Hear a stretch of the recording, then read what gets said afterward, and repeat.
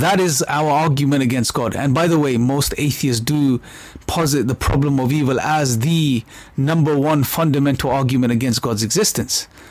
No, I can't say that I agree with that. I don't even use the problem of evil as the number one argument against God's existence. In fact, I don't really put forth an argument against God's existence. I have arguments against specific definitions of God, but as far as like a just general idea of God, I don't know whether or not he exists. So on that respect, I would consider myself agnostic, but to fully encapsulate my position, I'm an agnostic atheist, meaning that I don't know if a God exists, but I also don't believe in a God.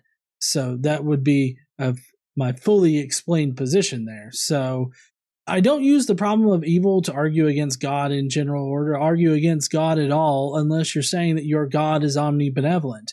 If your God is omnibenevolent and your God is an Abrahamic God, then I can definitely show you how your God does not exist using the problem of evil. But even then, that's only one particular argument in a whole toolbox full of arguments.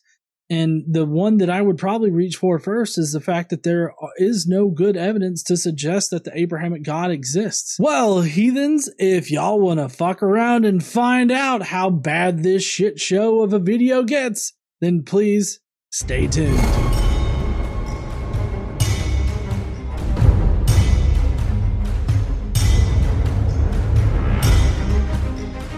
What's up, heathens? How y'all doing? You know, a lot of things are great when they're thick. But you know what shouldn't be thick? Your wallet. I mean, look at this thing. Stop treating your wallet like it's an industrial-sized Swiss Army knife and get yourself a Ridge wallet.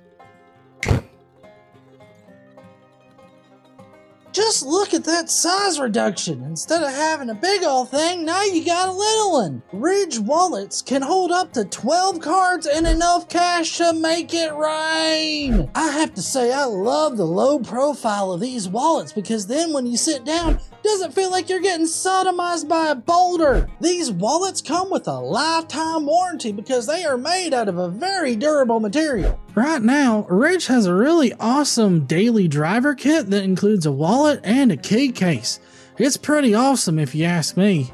Also right now, with every dollar that's spent on the Ridge.com website before September 30th, you'll be entered to win a brand new upgraded Ford Bronco or $75,000 cash if you prefer that. The winner's going to be announced in October, so be sure to get on over to ridge.com/godless engineer today and get on in there for that Ford Bronco. Alright, now go on and enjoy your show. What's up, heathens? How y'all doing? I'm the Godless Engineer, and I critically analyze apologist claims to give you the best arguments and information so that you can stand up and use your voice. Today, we are going to be taking a look at Imran Hussein epistemics. He normally produces videos about Islam and Muslims in general, putting forth arguments for the Islam religion. But today, he's taking a crack at atheists. His video is entitled Atheist Enigma, and he's talking about the problem of evil. So I guess he's got some kind of apologetic against the problem of evil. I am totally open to hearing where he's going to go with this. So I guess let's get on into the video. Assalamu alaikum, brothers and sisters. Just want to share some thoughts with you in regards to atheism. Right? Atheism, this idea. And I want us to really just reflect upon this for a second. This great challenge that we see it as today, or we, obviously it's dying down now, but with this great challenge that's out there, godlessness. Is atheism dying down? Like, I don't really notice atheism dying down. I mean, if you look at the statistics, the nuns group is growing, which the nuns group isn't primarily atheist. The nuns group contains people that just don't identify with any one religion or any religion at all, as well as people that are godless.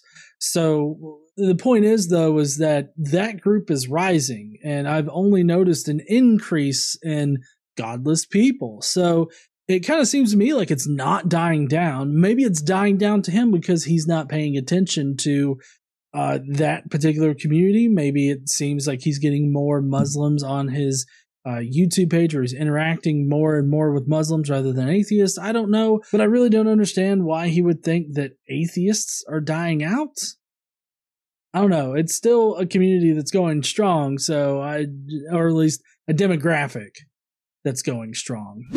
We really worry ourselves too much about this. It's almost like the dog without any teeth. We fear this thing which really is impotent. And I want us to reflect upon it from this perspective. I'm sorry, did he just call atheists or atheism impotent? Like, I don't know how we're impotent as far as our arguments go. I mean, I feel like atheism has pretty strong arguments against particular definitions of God. I think that it's a pretty rational conclusion to come to when we have the evidence that we do, or rather, we don't have the evidence that many people claim that we do. I feel like it's not really all that impotent to just think rationally about the evidence that we have instead of lazily thinking, oh, well, there has to be a God. Look, I've got Legos in a bag. You think those just formed into a helicopter by chance? Ah! I mean, we're not doing any kind of lazy thinking like that. We're honestly engaging in the question, and we're rationally coming to a conclusion. So I don't see how we're impotent.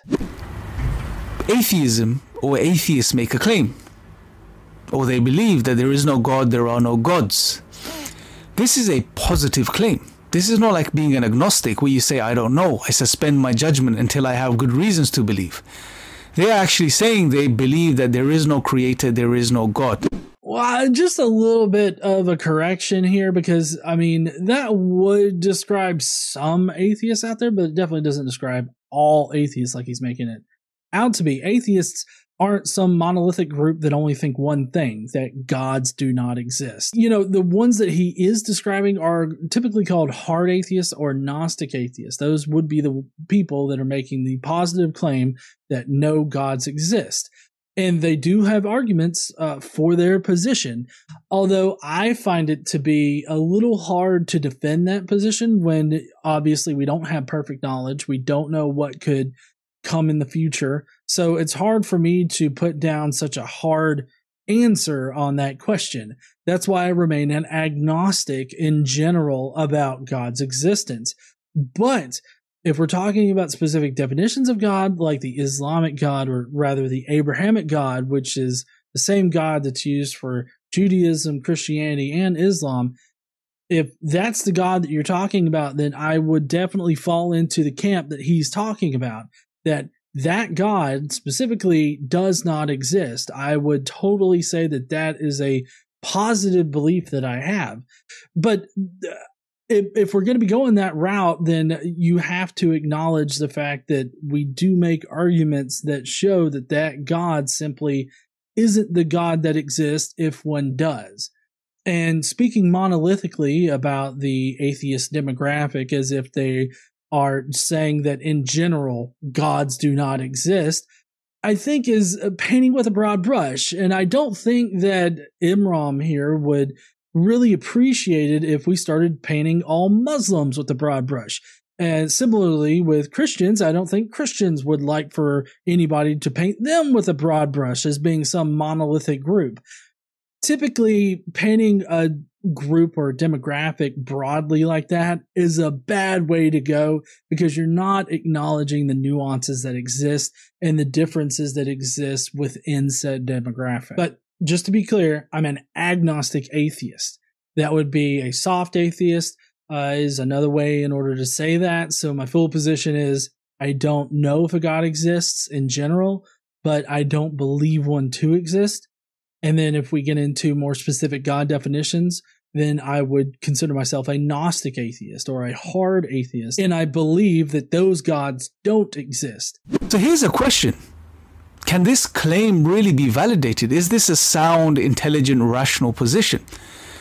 Well, if you were to ask the atheist, well, what proof do you have to make such a claim, such a definitive claim that there is no God, there is no creator? They will turn around and have to acknowledge that they have no evidence for this. But very quickly, they would also retort by saying, well, there is no good reasons to believe. There is no evidence to believe. Now, if they stop there, then, well, technically they should really be an agnostic, not really an atheist making a positive claim.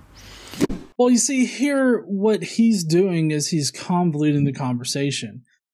He's talking about gods in general, when in reality, he doesn't consider gods in general to be possible. He considers only his God is the one true God. So it's not really just all gods that we're talking about. It's specifically his definition of God. And it is rational to come to the conclusion that his particular God simply doesn't exist, mainly because we don't have good evidence for his particular God. Obviously, he does have arguments for his God's existence, but we can explain to him why those pieces of evidence don't support his conclusion. And alternatively, if we're saying that his God doesn't exist, we don't just say that as if it's a presumed fact. We say that because that is the conclusion that we've come to after analyzing the evidence that has been presented. It requires somebody that has a definition of God to first present reasons and evidence for thinking that that God exists in order for us to analyze whether or not we are convinced that that God exists.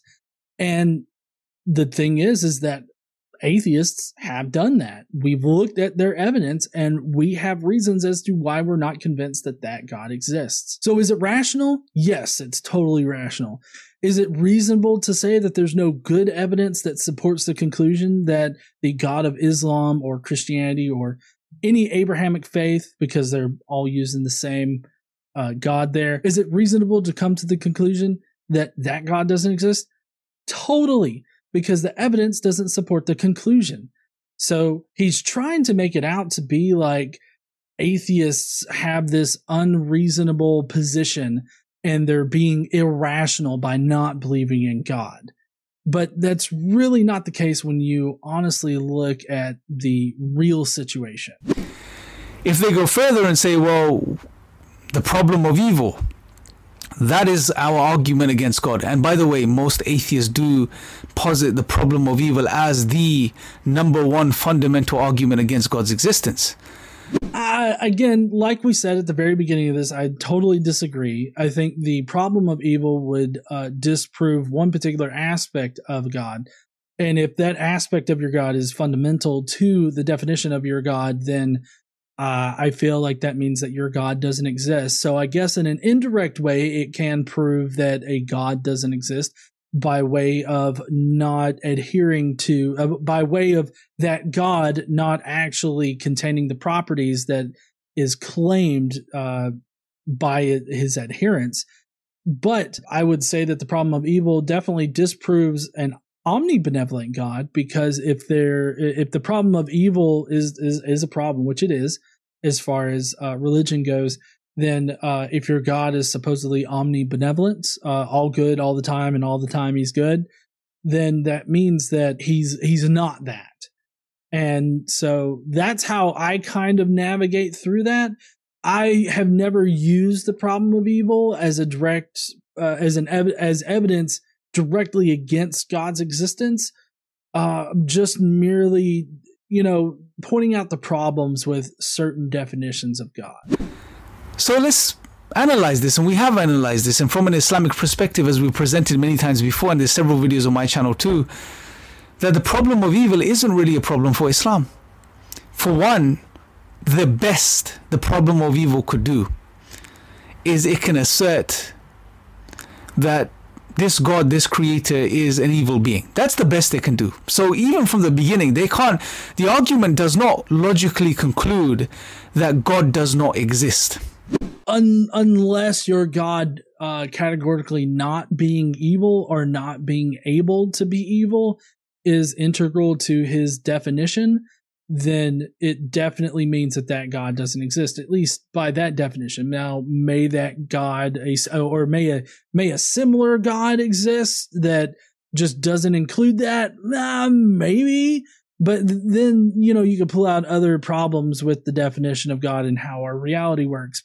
But the whole problem of evil thing, showing that God is evil, is really only used to disrupt this notion that God is the moral foundation of reality, or that God is the ultimate good. God can do no wrong.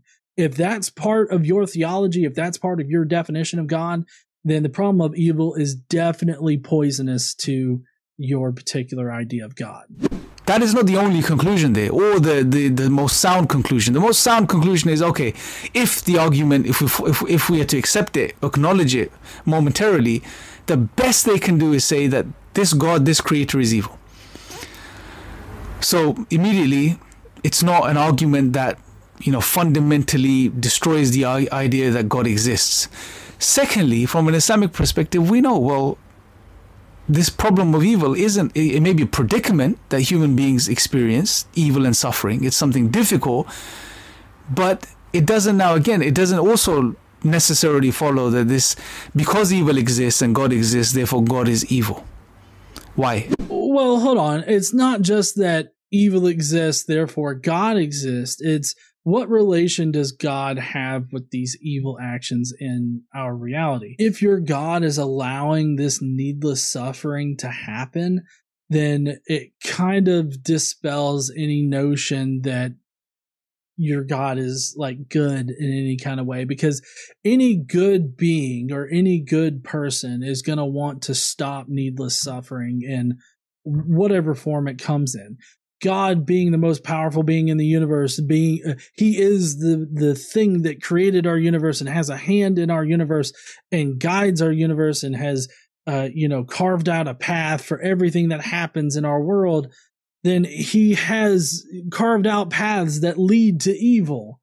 And so because he apparently can't figure out a way around that, because he can't figure out a way to create a world without evil, it doesn't make him evil, but it definitely makes him apathetic to the suffering of human beings. And if he's apathetic to the suffering of human beings, then how can he be a good God? How can he be seen as the moral foundation of all reality? How can he be seen as the moral patriarch or the moral standard by which we should all gauge our actions? The problem of evil has far-reaching implications other than just whether or not God exists.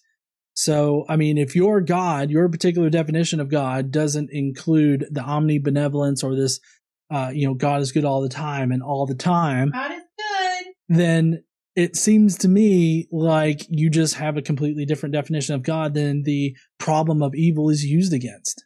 Now, let me just share some points with you from an Islamic perspective. Number one, let's start with the simplest point, which is God tells us in the Quran, in Surah Mulk, that he created life and death to test which of us is best in deeds. So life is a test from the Islamic paradigm. It's not supposed to be paradise. And tests, by their very nature, are not supposed to be easy. Tests are supposed to be difficult. Consider any test you've done in your life, any exam you've sat in your life. Never easy. Tests, by their very nature, are supposed to be difficult. So we will be tested, we will be challenged, we will face suffering and tribulations and trials in our life. Yeah, but I mean, typically, you can accomplish that without needless suffering. If the Islamic God is the one true God, then you could definitely do without a lot of the needless suffering that we see in the world today. I mean, you've got kids that are dying of hunger. How is that a test by God? Like, to watch a child slowly die because they don't have any food to eat. That's evil shit right there. If anything's going to prove that God is evil, it's God sitting back and watching children die every single day of hunger. Like, that's just horrible right there. Not to mention the whole, pedophilia problem in churches and every place like that, like in those particular religious institutions.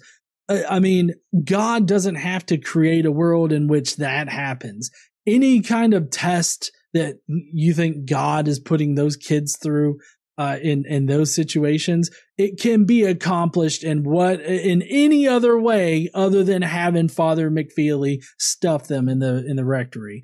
It really doesn't require that. So if God is all knowing, if God is a supreme being, if he's just so fantastical, then he doesn't have to test us with needless suffering.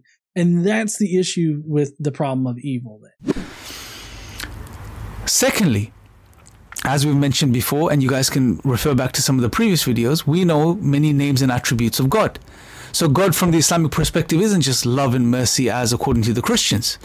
We believe Allah has many names and attributes, and one of his names is that he is Al-Hakim, the wise.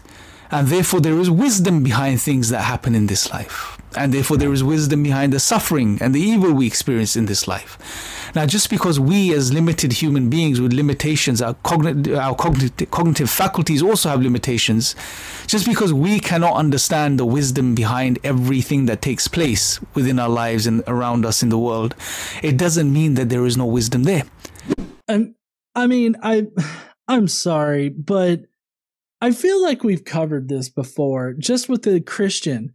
Recently on a live stream, we looked at What Do You Meme, who's a Christian apologist here on YouTube.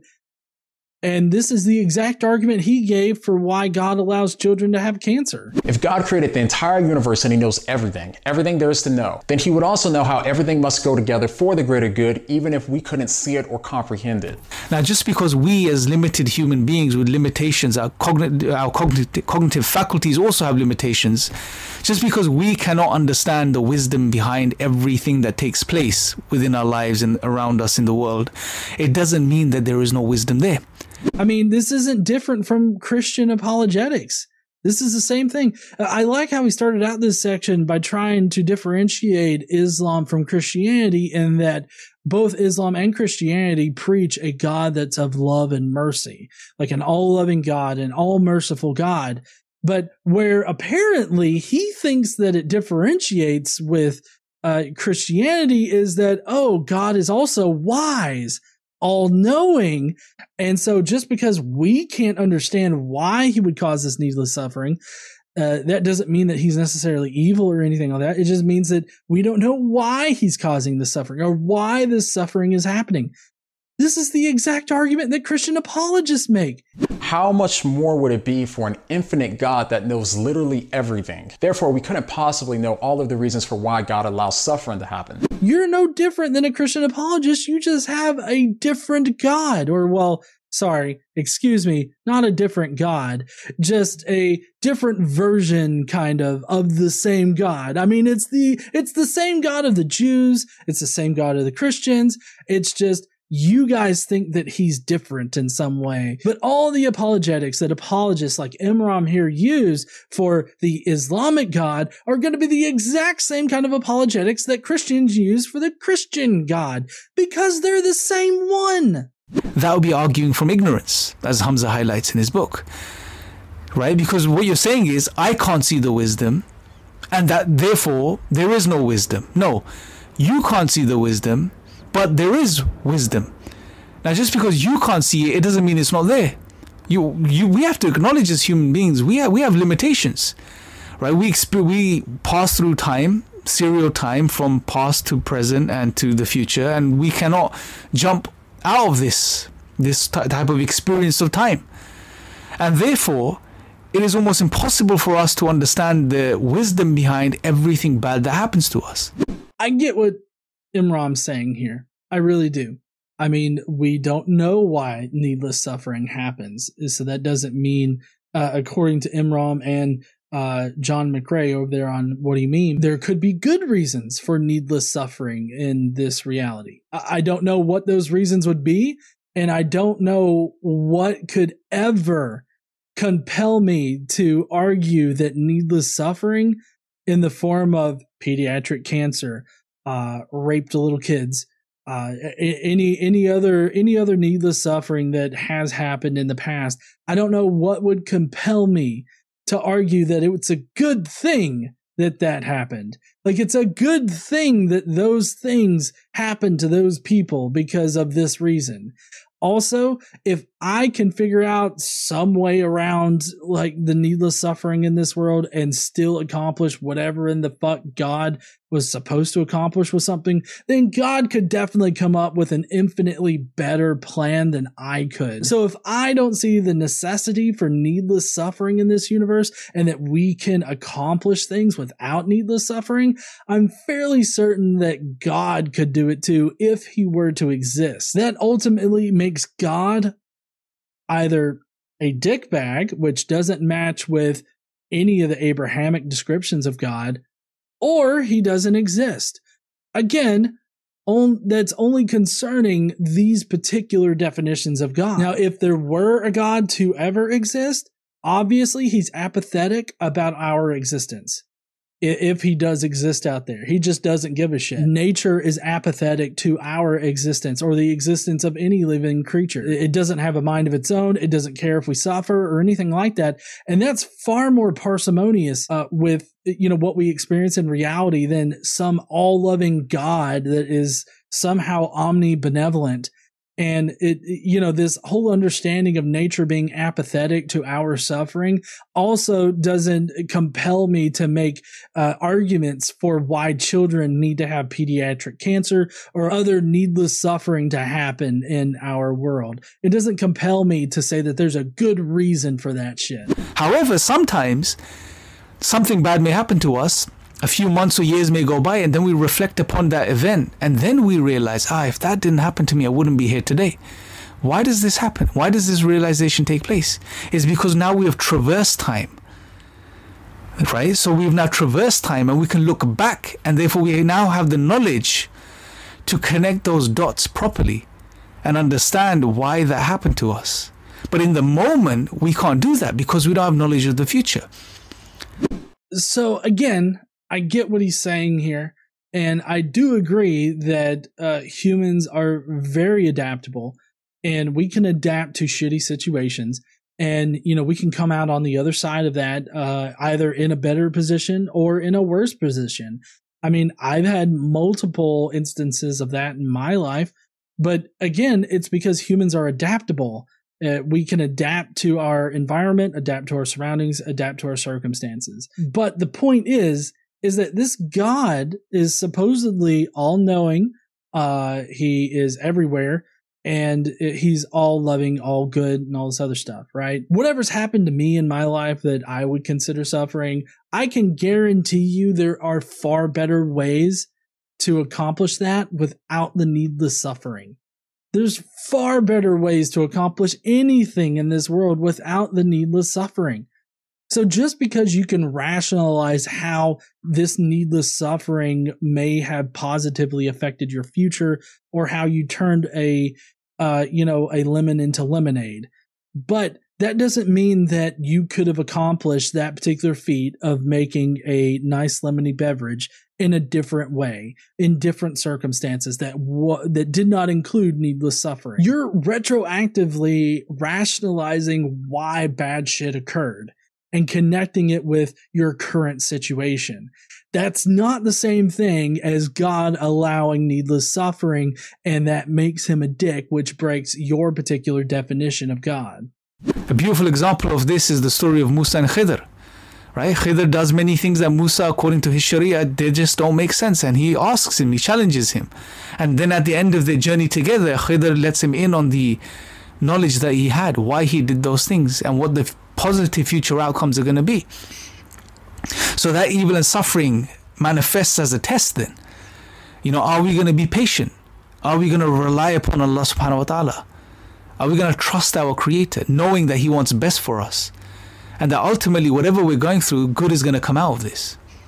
I mean, still, whether or not good comes out of it is regardless of the fact that needless suffering didn't have to happen. True, there are certain situations where good does result from bad or needless suffering. I get that. It happens. But you're myopically focusing on those particular outcomes, because for every outcome of needless suffering that ends up in a good position for somebody, it ends up in a bad position for other people.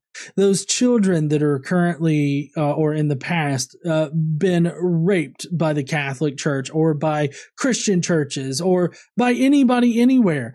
Not all of them have come out on the other side of that, like in a better position. Some of them remain broken and abused for the rest of their life. Some of them end up taking their own lives because they can't handle it. And it's not that they have lost sight of God or that they stop believing in God. People that are religious in general do end up committing suicide sometimes. And it's because of this needless suffering. You acting like the good results of suffering are the only results that matter just shows how myopic you are and how much cherry picking you're having to go through in order to make this argument work. So this is just a quick sort of breakdown of just highlighting to you how from an Islamic perspective the problem of evil really breaks down. It really is just a problem for the modernists, those individuals that have this conception of a worldly utopia, material progress. Trials and tribulations from their perspective are barriers. They're just barriers to progress, worldly progress. From an Islamic perspective, we have a different outlook. We have a totally different paradigm, right? So now that problem of evil breaks down. Therefore, I don't think that it breaks down. Like, I don't think that the problem of evil is just not a problem for Islam. Like I said before, the arguments that you've brought up here are the exact same arguments that Christians use, and Christians still have a problem with the problem of evil. They still haven't overcome the problem of evil, and it still compels apologists like Imran and John McRae to basically say that there's a good reason for needless suffering, like cancer or the rape of young children. Like, it causes people like these apologists to say these horrible and deplorable things as if it's a good thing for somebody to go through this suffering. And I can't see anything ever compelling me to do the same thing. So I feel like there is still a problem with evil in these definitions of God. We have to ask the question, does atheism even really exist in a intelligent, rational, logical sense? Well, yes, obviously it does. I mean, I just sat here and thought through your entire argument against the problem of evil, and you still have a problem with evil. I mean, this is me rationalizing my way through your argument against it. And so does atheism still exist as a rational position? Of course it fucking does. Because there are no arguments produced by apologists that actually hold up to scrutiny. So how can you say that does atheism even exist as a rational position when apologists haven't even put forth a good reason to believe in a God? Now, that's not to say that they haven't convinced some people that God exists or anything like that, but when you have a growing demographic of people that are not buying your bullshit and people are regularly leaving your religion for no religion at all, it's kind of hard to say that, oh, does it even exist anymore? Obviously it does. Or is it just an emotional position or an idea people want to adopt without any grounding? Without any grounding? I have plenty of grounding for my atheism as far as the Gnostic atheism I have for your particular definition of God. And I have plenty of grounding for remaining agnostic on the general idea of God, because we don't have any evidence that suggests that God exists. Now, that doesn't mean that I know he doesn't exist. It means that I don't know, and I don't know if we'll ever know whether or not he exists. If you really reflect upon it, that's all it is. And therefore, those that claim atheism, if they really want to be logical about this whole thing, they should really be agnostics. They should be an agnostic. Say, I'm an agnostic. I mean, I do say that I'm an agnostic. I'm an agnostic atheist, because I'm still an atheist because I don't believe in any God definitions. And that's what it means to be an atheist. Now, there are hard atheists out there that make positive claim that no gods exist, but that's a subset of the general atheist demographic. For the most part, atheists are people that just don't believe in a God. And that's all that is really required to be considered an atheist. Now, that doesn't mean I'm going to go around and paint people with a label, as if I'm the arbiter of who is an atheist and who isn't. I'm just saying that if you consider yourself to be an atheist, the only criteria you have to meet is to not believe in a God. That's it. To be an agnostic, you just have to not know whether or not a God exists. And there is the pure agnostic position where people don't know on both accounts. They don't know if they believe in a God, and they don't know if whether or not a God exists. They just simply don't know. And that's a perfectly fine position to have if you want to remain agnostic on it. So sitting there and saying that, oh, all atheists should really just be agnostic, that's kind of a dick move. And it's fucking stupid. I just don't have good reasons to believe yet, so I'm suspending my judgment. As opposed to saying, I'm an atheist, God does not exist, and that's that. Because we've seen they have no good reasons to maintain that position. But I mean, we do. And I've made a pretty good argument against your whole problem of evil. I mean, I could go into the various reasons why I'm not convinced that the Islamic God exists, or I should really call it the Abrahamic God, because all three religions are based off the same God definition, which would be the Abrahamic God. So I can tell you why I'm not convinced that that God exists. And so I do have reasons for believing in a positive belief that that God doesn't exist. We didn't cover those in this video, other than the problem of evil, but I could go through those for you. It just seems like he's presuming that we don't have any arguments against their particular God. And that's just not the case. And the reason I wanted to share this with you is because a lot of times we give atheists a lot of intellectual respect that they really don't deserve. Wait a second, y'all give us respect? When did that fucking happen? Last time I checked, I mean, the people are still regularly disrespecting atheists all over the place. So I'm not really seeing this whole, like, showing us respect. I don't know when the fuck that started. Anyways, all in all, for Imran's video here, I feel like he's using the exact same arguments that Christians use whenever the problem of evil is brought up. Of course, both of their definitions of God are good all the time, and all the time they're good, but also they're loving and they're compassionate, they're merciful, and all this other stuff. But at the same time, they do allow evil, or they craft evil to happen to people for one reason or another, thereby breaking this omnibenevolent trait they seem to have. Given that God is omniscient or wise, however you want to put it, he should be able to come up with different routes in order to accomplish the same tasks. He should be able to come up with a series of events that does not include needless suffering, yet needless suffering still exists. And he said that this is an emotional position for atheists. Like, we have an emotional position on this. And the only emotion that I see out of this was coming from Imran himself, because my position is that nature is apathetic about our suffering. And so there's literally no emotion about that. Like, I don't hate nature. Nature just is. I don't have any emotional distress over some asshole's opinion about God or his definition of God that includes everything that Imran listed here. Like, I don't get emotional over that. So I'm not the one in the emotional position here. I feel like the one that is believing in things for emotional reasons would be Imran, or rather Islamic apologists, Christian apologists, just apologists and religious people in general. They typically are the ones that are believing in things because it makes them feel good, or it puts their mind at rest, or it eases their emotions, or whatever. I see them as being the emotional ones, not atheists. But anyways, I'd love to hear what you guys think down below. Let me know in the comments, and hey, while you're down there, why don't you smash that like button and subscribe if you like this kind of content. Don't forget to stand up and use your voice. Bye, heathens.